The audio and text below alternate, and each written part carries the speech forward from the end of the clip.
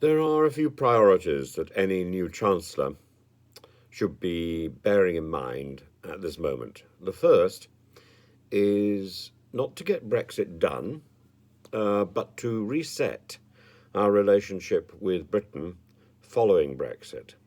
And that is something that Boris should have been concentrating on. I don't think he really was. He had every chance of being able to do that, particularly with his background in Brussels. He didn't take advantage of that, but events conspired against him, particularly the outburst of COVID, and also to a certain extent controlling his own party, having got rid of so many of the older grandees in the party at the end of the May premiership when he took over.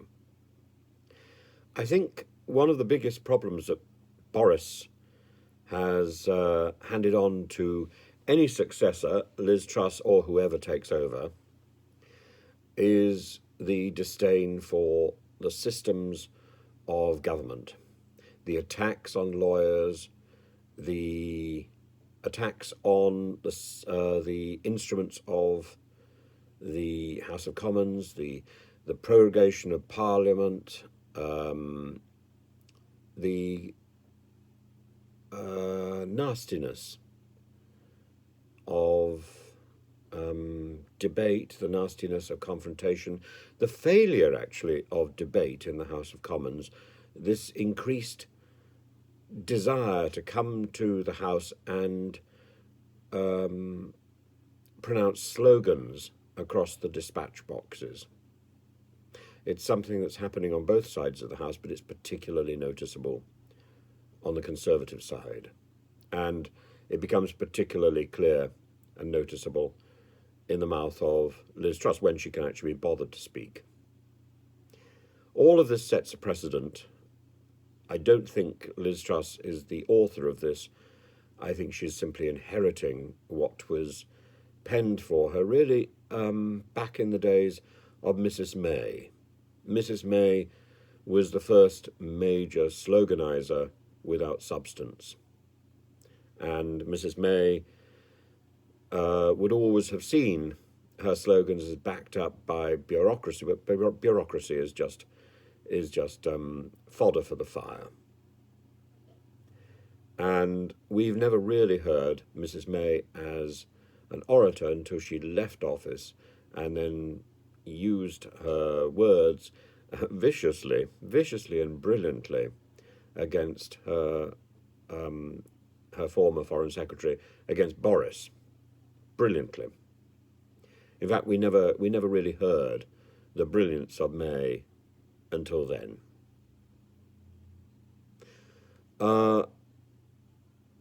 Under Liz Truss, long-term economic damage has inevitably been done. It may be more limited than I fear, because one of the points that I think needs to be emphasised is that Kwasi's package, this package that Liz Truss goes on and on about, or went on and on about until the day when he was forced to resign, and she's now pretending that package is of no consequence to her. It's now being unpicked by Mr. Hunt. But that package was never implemented. It was just all posture. But in doing so, in posturing, Kwasi Kwarteng and Liz Truss further undermines the credibility of the OCR and the Bank of England. What Hunt is offering now is austerity by stealth. Not only is he overturning all Liz Truss's posture, all Liz Truss's presentation, all the things that Liz Truss wanted to stand on, growth, growth, growth, delivery, delivery, delivery, those two words in repetition, but he's also overturning her opposition to austerity, which formed one of the building blocks of her election campaign. She said the austerity of the past didn't work. She was right. It's one of the few things that she has said over the last few months, which was right, absolutely right. Austerity suppressed growth, suppressed opportunity. And now Hunt is going to have to fund not Kwasi's package, but the effects of exposing Kwasi's package to the markets. Simply talking about his package was enough to drive people into a certain form of insanity. And repairing that damage is going to mean austerity, tax cuts. So far, the tax cuts that Hunt is proposing will actually still benefit larger businesses and the rich. The people who are going to most hurt from these tax cuts, from the pulling back of the package, are the poor, and the tax cuts that I suspect are in store for us are going to hit the poor even further. I don't think this is a way to endear the Conservative Party to the electorate, but I suspect that's not the audience they're playing to. I suspect the audience now is the traditional Conservative audience that Hunt is now at pains to recapture and secure, not for this coming election, general election, but for the one after. I think Hunt has recognised that Liz Truss has lost the next election, whenever that may be. Now, of course, the only card that Liz Truss can possibly play against threats of the 1922 committee is to say, well, I have no intention of going. I have no intention of going quietly. If you want me to go, I'll call a general election.